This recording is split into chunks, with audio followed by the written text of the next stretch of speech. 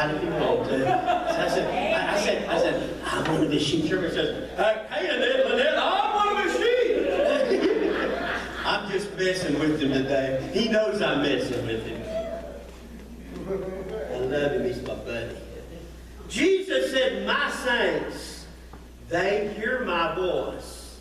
In other words, they learn his voice by way of growth and maturity and getting into God's Word. Somebody tells me I can live for God without reading my Bible. That kind of reminds me about the carpenter one time that says, I can build a house without a level or a framing square. I ain't living in it. Are you listening to me? You better use the tools that God has given you, the Word of God. Can you say, man, my sheep hear my voice? And he said, I know them. Amen. Amen. He knows me. Yes, sir. Yes, sir. He's looking down this morning. Yeah, I tell you I was perfect.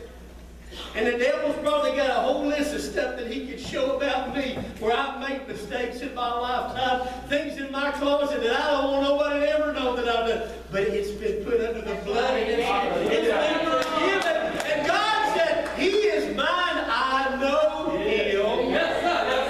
Yes, sir. My sheep, my children, they hear my voice. Yes, amen.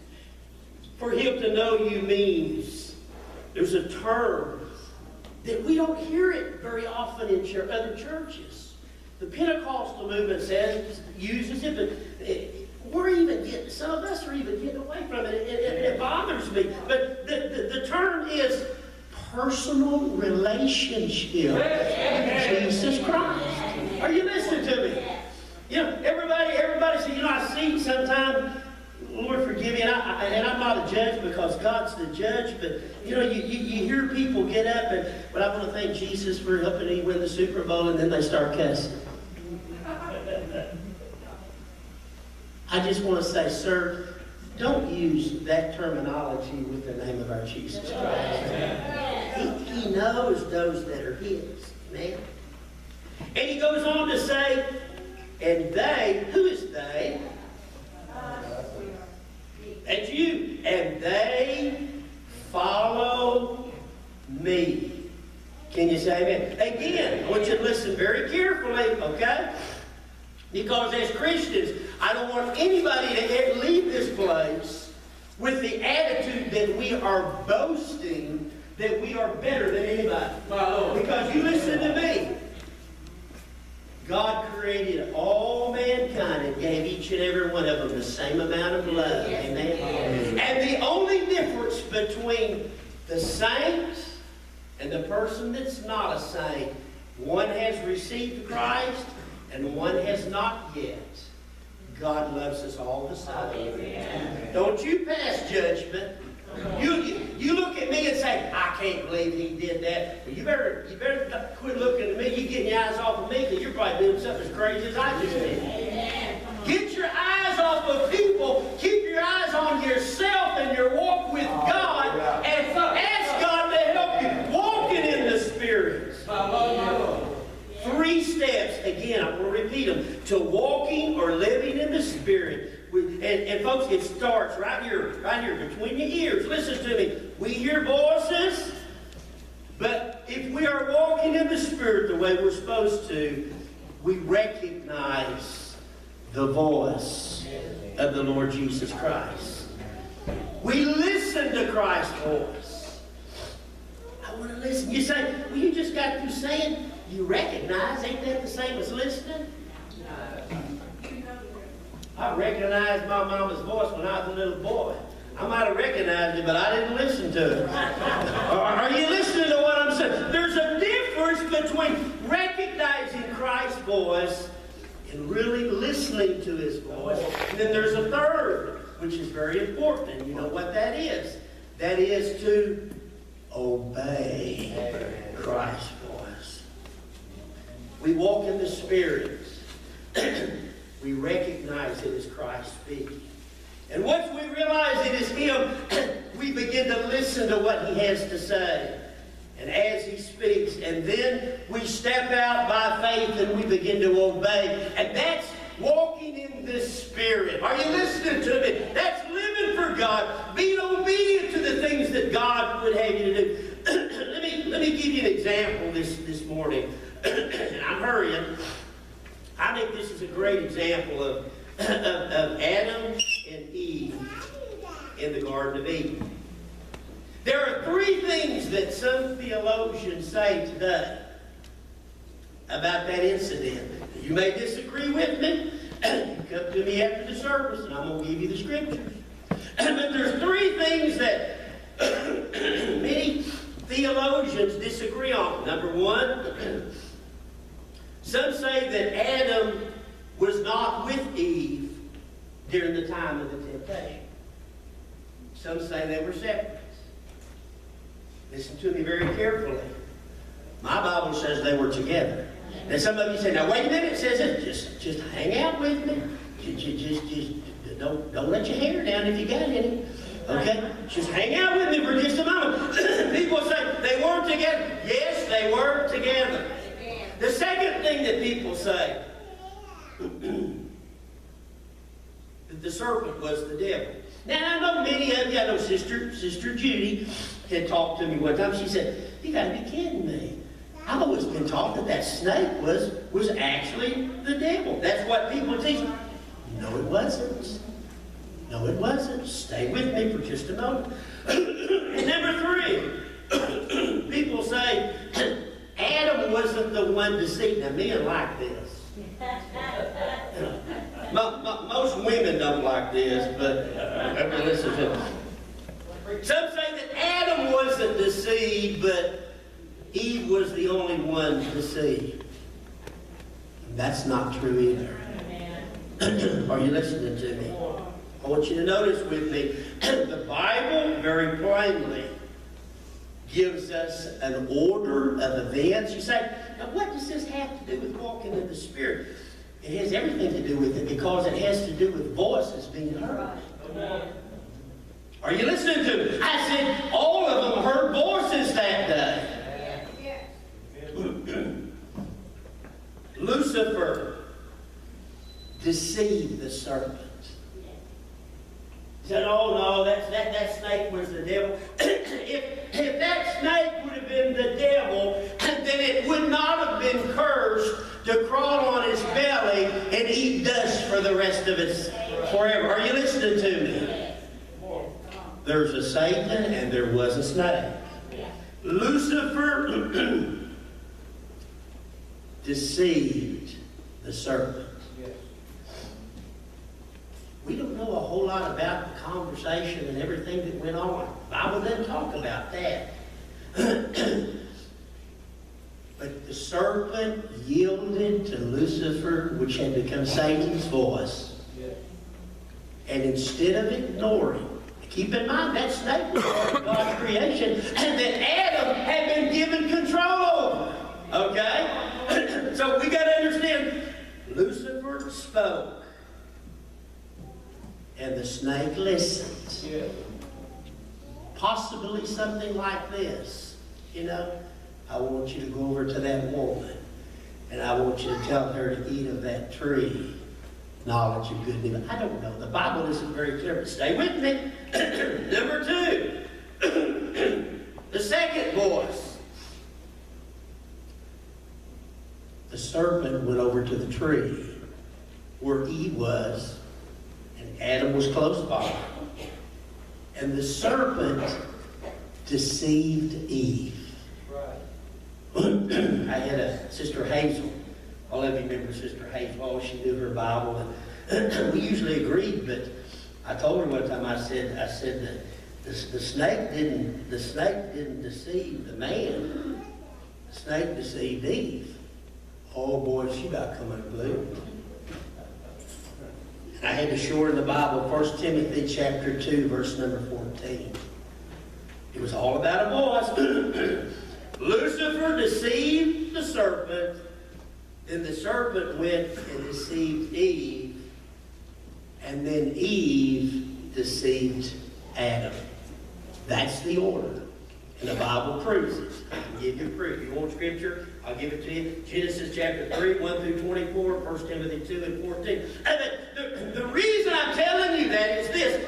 All were guilty. All were guilty. And all of it started with a voice. Yeah. With a voice. I don't know whether the snake could fly. I don't know whether he rolled around on the ground. I don't know whether he walked. All I know now is that he has to crawl because that's a part of his curse. But I do know that Lucifer deceived the serpent. The serpent deceived Eve. And then Eve deceived Adam, which was standing there with her. All started with the voice. The thought this morning in this, and I'm about to close. If you hear a voice between your ears, how many knows what I'm talking about?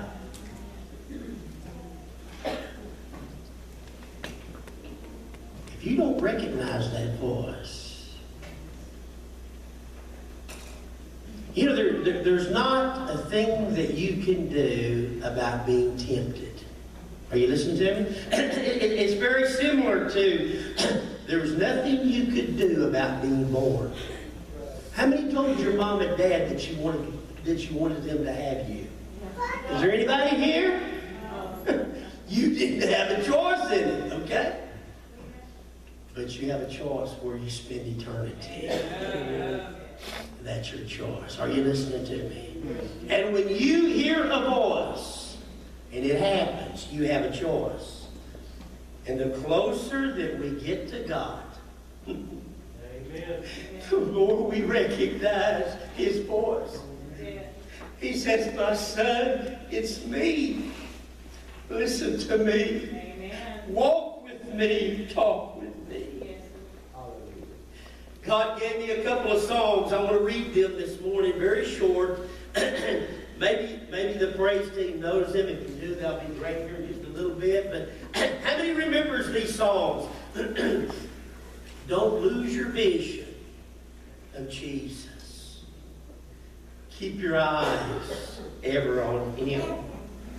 Many friends and dear loved ones have lost their way. Don't lose your vision of Him.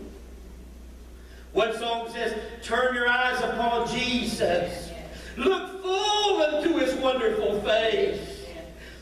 And the things of earth will grow strangely dim in the light of His glory and His grace. When we are walking in the Spirit, listen very carefully. When we are walking in the Spirit, when we see a need that touches our heart, I've said it before, an assignment has been given from heaven. It's been a lot of years ago. I think I was an assistant pastor. I don't think I was even pastoring. Assistant pastor is pastoring, but I wasn't the pastor. There was a man and a woman, a mom and a dad to a family that went to our church that were not Christians. They lived in South Texas. In fact, they were so far south, you was almost in Mexico. That's it. In fact, where's Amanda? Amanda knows what I'm talking about, in that area, okay? Because I know she's got family up in Europe. Probably the one have family there. And I had gotten word that Jackie, which was Renee and I's friend, Jackie and Randy, that her mama had been diagnosed with cancer. They were sending her to Anderson Cancer Center, which I believe is in Houston, Texas. I believe. Yeah.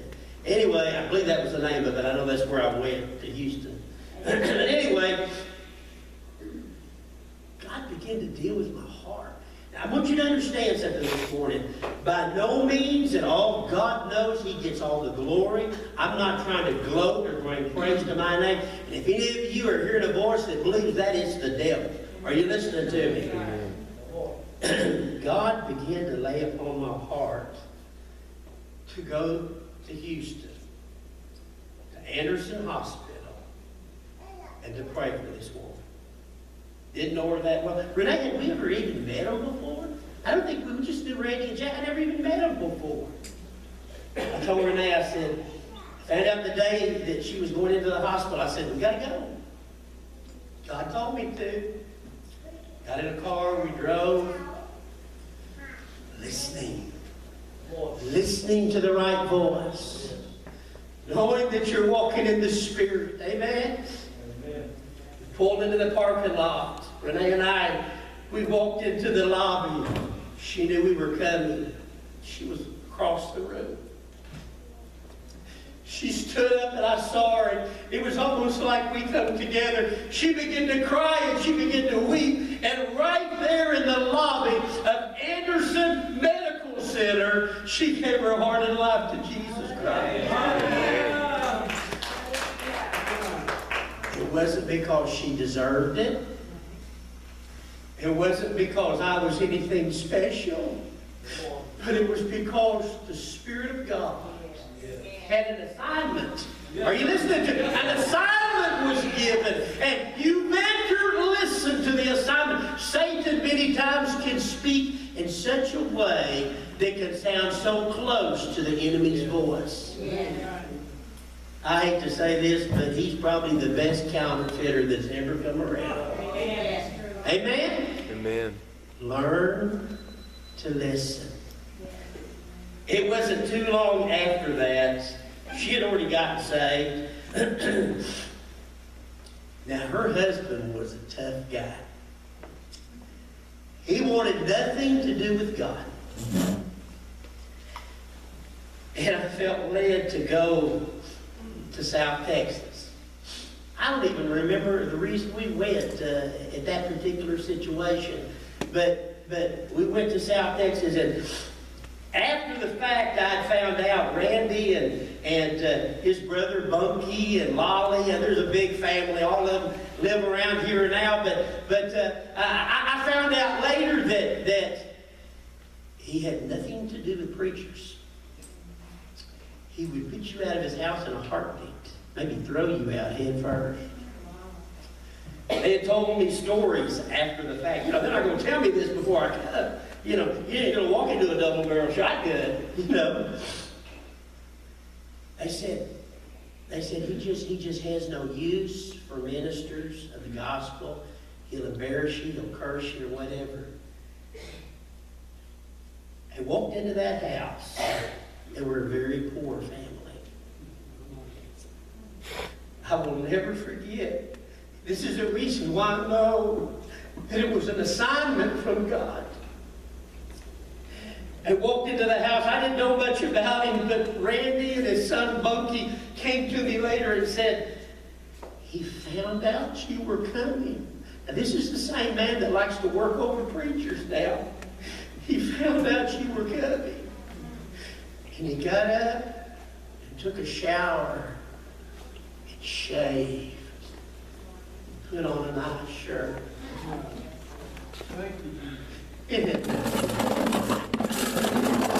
It was an assignment. Are you listening to me? Why am I telling you this? Because many times the assignments that God gives us, we may think, God, there's no way that can work. There's no way. Listen to me. If God is in charge of the assignment, it's going to work. Are you listening to me?